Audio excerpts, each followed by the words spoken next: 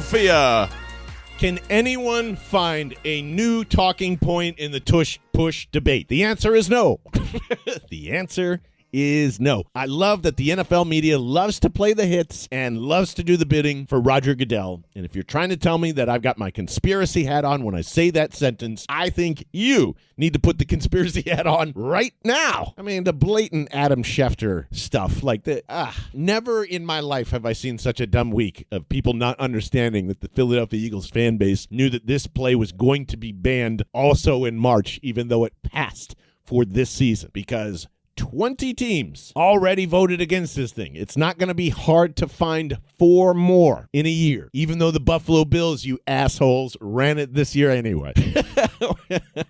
And I think so did the Chargers, maybe one of those teams. I think it was the Bills. So I'm just throwing my hat into, I'm done talking about the tush push for a while. Probably won't remain out of my mouth, but I'm done certainly debating it. It's going to be gone after this year. We all know that. The NFL is going to cry about it the entire season. Wham, wham, wham. This is indeed the Watching the Birds podcast and social club. I'm John Barchard, and I have at least 4 questions heading into this game. I'm going to tell you them real quick. Keep them in mind, and then I want to get into something that you might not know about. The Philadelphia Eagles have a new law firm on the defensive side of the ball. But my 4 questions heading into this: 1, why is Jalen Carter so out of shape? 2, do we really expect to see the passing game fixed in 1 week versus the Rams? And is there anything to the theory that the Eagles are playing possum with their offense early on? And my last question is, because it's coming up again, what is it going to take for us to trust Adoree Jackson? Just bad wide receiving cores? Is that pretty much it? I'll have thoughts on that, but I do want to talk about the law firm that's on the Eagles defense, and that is Campbell,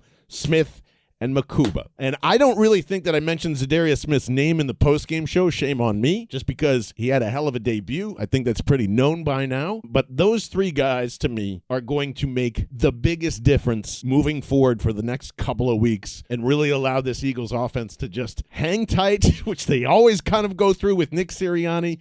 With 4 weeks in, I really don't think that we're going to see anything completely different other than the Rams playing really bad defense, which I do think is possible. But after watching whatever all-22 person you go to, I go to like 3 or 4. Fran Duffy's usually my go-to guy first. But Za'Darius Smith looks like 28 when he plays. And I know his body probably can't handle the 50, 60 snaps when he's playing in his prime, but the energy seems to be always there with that guy, no matter where he's at. And he's been, kind of a mercenary for a reason. He's looking for a ring. He's been very vocal about that basically since 2023. And one of the biggest stories that I don't think that we know is how much Za'Darius Smith truly hates the Packers, which kind of sets up for an amazing storyline not only through the season, but when the Eagles face the Packers in November, when they see them in the playoffs, Micah Parsons and the big trade now being there. Za'Darius Smith was a cornerstone of the Packers defense when Aaron Rodgers was there and is a very vocal, open, typical leader, just like Brandon Graham, honestly. Like, he does remind me of that. I don't know if he talks as much shit, but he seems like he's open to it. He seems like that type of guy. He opened up to one of my favorite NFL writers, Tyler Dune. Tyler Dune writes his own column now at golongtd.com. This excerpt right here in this article gets me so fired up. He is still exceptionally pissed at the Packers, and you may recall Smith first opening up to Go Long in 2022 about the team and how it handled his back injury. Turns out he was only scratching the surface of that conversation. He has a lot more to say. Quote, "It wasn't right. I gave that team my all. They lied to me about my back. For a lot of fans who think I did wrong or was a mean guy in the locker room, that is not my MO. I am not that type of player. I want to help my team win, but they didn't know the story. And outside looking in, I'd be mad at me too. He won't forgive. He won't forget. He'd love the chance to end their season. At 32 years old, Smith can go long stretches without dinging the quarterback. But even with the Lions, his 5th team in a decade, Smith has teased that he's the rusher most equipped to wreck a playoff game. 1 sack, 1 turnover is all the dynamite offense needs. Smith is well aware that the defense needs someone to put on the Superman cape. The Packers hated when Smith opened his wound in 2022, and they probably hate it again. Smith doesn't care. This scar never healed, and that's a good thing for the Lions. Z totaled 30 sacks with Green Bay. As the organization transitioned from Mike McCarthy to Matt LaFleur, Smith was exactly what those Aaron Rodgers quarterback teams needed. Then, without warning, the relationship deteriorated. Then, as that article kind of goes on and continues, it really picks up steam about what he had to deal with as a player, still hanging on right now because how much he loves the game and how badly he wants a ring. And it's just a phenomenal guy to have right now while we're talking out all of these Eagles issues, and the defense keeps solving problems. That's one of my big takeaways from like pretty much any NFL anything. The defense usually solves things first. That's not an Eagles thing. That's not a Vic thing. That's not a Nick or Jalen thing. That's just is. Continually finding spots for Za'Darius Smith to go disrupt the game, to go get that turnover like he's talking about. He and Vic Fangio, I just are like two peas in a pod here. I'm very, very excited for the next couple of weeks to see what kind of like Za'Darius Smith brings with what I think is my first prediction here is going to be about 30 snaps moving forward. The back, the age, all of it, totally get it. But that's about where Brandon Graham was last year. And the difference in styles is just Za'Darius Smith loves to kill you with his hands. Brandon Graham likes to use all his leverage, speed, and power to basically get your ass out of the way or to bend around you. Za'Darius is violent. If you move him in kind of the same way where the Eagles defense likes to call those NASCAR packages where you're sticking like Za'Darius in a defensive tackle spot instead of an end spot, I could really see him and Jalen Carter getting along in some of those sub packages. So very excited to see that. Plus, I think he's got a great chance to get 1 or 2 sacks with Matt Stafford. Watch some tape against them with the Tennessee Titans, and the Titans are a mess. Completely need more talent. But in terms of, Cam Ward looked like an all-season pro. Calvin Ridley did not. So that's basically like everything that you see in the Rams versus the Titans. Bad coaching, field goals over 4th and 2, 4th and 3 decisions, which should be automatic. But I would say the Titans gave them a pretty tough time overall, especially defensively, like early on. Matt Stafford did not look comfortable against the blitz at all for obvious reasons until like the fourth quarter. Then he basically is like, all right, I know every type of blitz that you're throwing at me. I got you. And, they went and won the game. There was a large turnover in the fourth quarter, which pretty much ended it as well. So the Rams look about as sloppy as the Eagles do right now. So you would think that there's all this bitching in the last 2 weeks about the passing offense from you, from me, maybe some people that, didn't agree that Jalen Hurts had a bad game, which I said on the postgame. I got a lot of crap from that in the Discord, but I think Jalen Hurts came out and basically said the same type of critiques that I said. He has got to put these guys in better positions as much as the coach does. So to try to answer this question before the game, do I really think that the Eagles are going to fix most or all of their passing game problems in 7 days? Absolutely not. I think it's good that you're trying to get the ball to A.J. Brown. I hate some of the rhetoric, or at least the comments from the press conferences this week from Kevin Patullo to Jalen Hurts to everybody saying, like, we wanted to be very aggressive early on, and as the game continued, we just decided to dial that all back, become completely conservative, and suffocate them to death. And maybe I'm just unhappy with the mentality of that, because I don't really believe that either. I think you got your ass kicked and you didn't have a good counterpunch. That's pretty much it. You did enough to go win the game. You knew what was going to frustrate the Chiefs. But no, I don't expect them to suddenly just turn it on here. I think Dallas Goedert being back is going to be a huge momentum swing for all of this stuff that we're talking about. Still in limited practice, but just from my own feeling and vibe, I think he's probably going to go on Sunday. I think there's very little downside of Dallas Goedert not going. And now that it looks like the Philadelphia Eagles have found their new tight end 2/fullback in Latu, I mean, all those feelings again. When you look at the Rams, they're still really soft in the middle defensively. My other prediction for this game is Saquon gets his first 100-yard game because, again, those A and B gaps are wide open when you play the Rams. And they play a little of that game, too, where, they're trying to invite the quarterback sometimes to step up into that pocket. Jared Verse comes in there to close that out. I think they were trying to do some of that stuff during the Snowball playoff game. Last two games, even with the struggles of both teams in the early starts and all that, the Eagles just still look like the better team overall. So I'm going to go with like a 26-20 win here at home. They cover the 4.5 if that's important to you at all, which also leads me directly to, is there anything to the theory that the Eagles are playing possum? Some people have mentioned, well, the reason why they might be running directly out of pistol, only passing from it once in terms of tendencies, is to set up people in the future. Now, you've heard me say, I think Jalen Hurts is a lot more like Greg Maddux in terms of the NFL because he's one of the longest views in the room. The Super Bowl, as we know, is the best example to kind kind of just put this thing out there that, ooh, Jalen Hurts can't do this, so we're going to make sure our defense plays like this. And by the time that they try to catch up in 3, 4, 5, 6, 7 games, they're actually going to be behind like 10 on how to defend it, right? So do I think Nick Sirianni, Howie Roseman, Jalen Hurts, and the rest of the offense could come up and just go, listen, let's just not show much right now. In the next couple of weeks, we'll really get our passing game going, and so on and so on. Let me just say, that sounds like a lot of explanation for playing fucking bad. I want there to be some truth to those theories because it just makes a ton of sense of like, yes, this is a very long season. We don't want to show our best stuff. It almost sounds like we're not going to put our 100% effort into these first couple of weeks.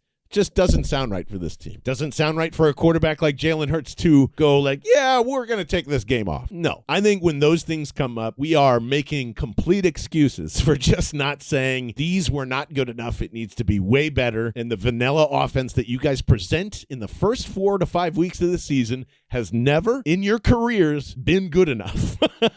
Just like I said on the postgame, I don't mind waiting all this stuff out. If this is the cycle of the Nick Sirianni Eagles or the Jalen Hurts Eagles or however we want to define that, I am fine with the 4 to 5 weeks of we're not really sure what's going to work. You want to chalk that up to all the offensive coordinators churning in and out of here because of the success? I'll give that to you. And that's pretty much it. I don't think there's anything that's more complicated than that. These guys overthink like crazy. So does their GM. All 3 of these guys, Jalen, Nick, and Howie, and probably Jeffrey Lurie, all overthink everything. And not as much as they used to. As I'm sitting here presenting the new Philadelphia law firm on defense, there used to be a time where we would not even question if Howie Roseman is going to nail a draft pick or especially a defensive one. So I get it. I don't think anyone's trying to be cute here. I just think they fucked up. You know what I mean?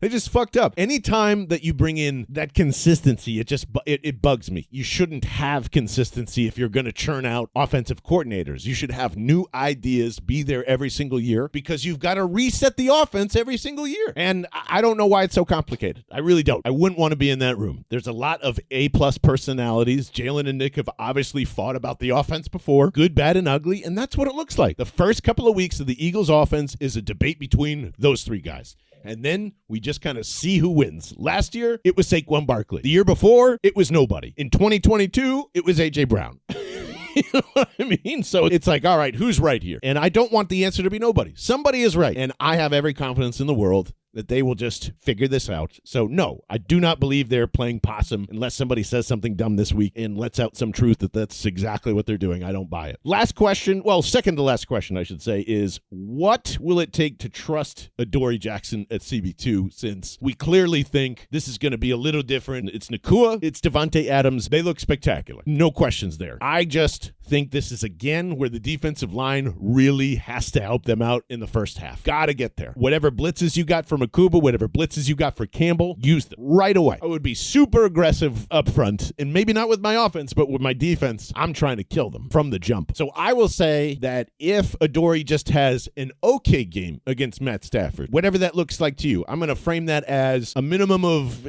6 to 8 targets, 50 to 70 yards, 1 PBU, and a couple of shits. I think that's good for Adoree Jackson, which is also why I'm asking before this game, why does Vic Fangio believe that Jalen Carter is out of shape 2 weeks into the season when Jordan Davis has lost 26 pounds this entire year, basically prepping for Jalen Carter to come out like a fucking lion in the beginning of the season? And so far we have gotten a spit on Dak Prescott, which cost them an entire game and almost cost them more, you know? And now your defensive coach says you're not in shape in week fucking 2. That is disappointing to me. There have been way more red flags about where Jalen Carter's head is at in the first couple of weeks of the season than there have been some fuck yes. If we don't see some fuck yes over the next couple of weeks, I'm going to keep complaining about this. I think this is starting to get to the point of just like, these are all the concerns that show up with Jalen Carter, and you got to take the good with the bad, and this is who he is. But man, it is really frustrating until he feels like he's ready to go out and perform at that high level, and this is why it's really hard for guys like him that have this high-ass talent to keep himself in check because he's young and he knows that he can just go and turn it on. He's never played this long of a season in his career before. And it concerns me that Vic, being very honest in that moment, is telling you he's not ready yet. Fuck me, Jalen Carter. What the fuck? How many warning signs can you get from Jason Kelsey and everybody else? Is like, don't fuck this bag up. You're about to get paid this year. Everyone is telling you, don't screw this up, don't screw this up, don't screw this up. And if this guy can't get motivated by any of that, he doesn't love football. And he can still be that dominant force that we all love for the next 3 or 4 years. But after that, we need to see some serious habit changing this year from Jalen Carter. And now what appears to be all of the bullshit from training camp about him hooting and hollering and taking more of a vocal leadership role doesn't fucking matter. Anything that he does on the field wipes that all away. Cut that shit out, man. Go get paid. All right, so to recap, I've got the Eagles beating the Rams 26-20. I think Za'Darius Smith gets about 30 snaps and at least 1 sack. Saquon Barkley will hit his first 100-yard game because of that soft middle against the Rams, and I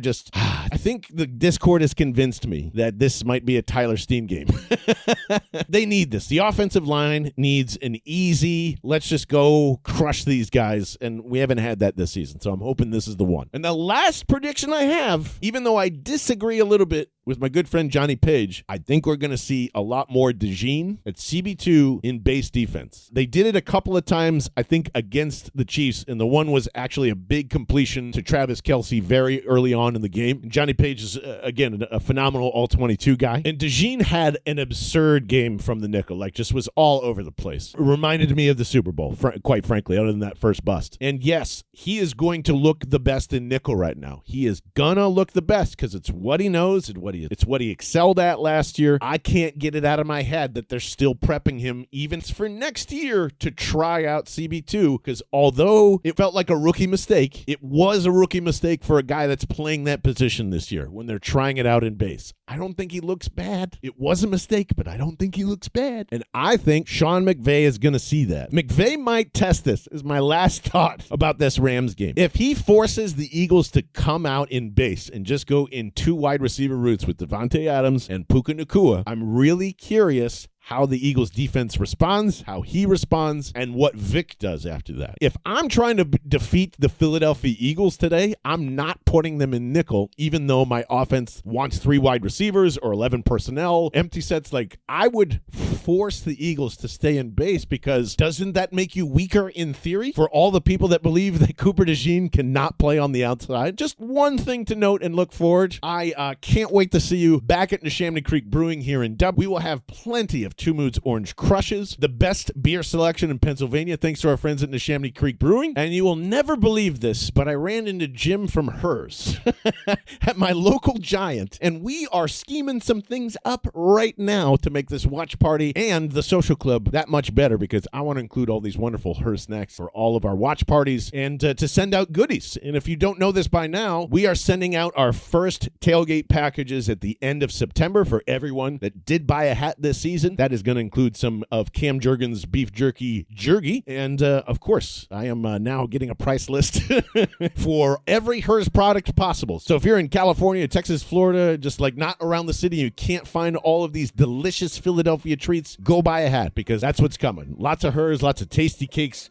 All the stuff that you desire, I'm going to send to you. That is what the Watching the Birds Social Club is all about. I will see you on Sunday with post games either Monday or Tuesday. Thanks for tuning in. Thanks for subscribing. I'll see you soon. Go Birds!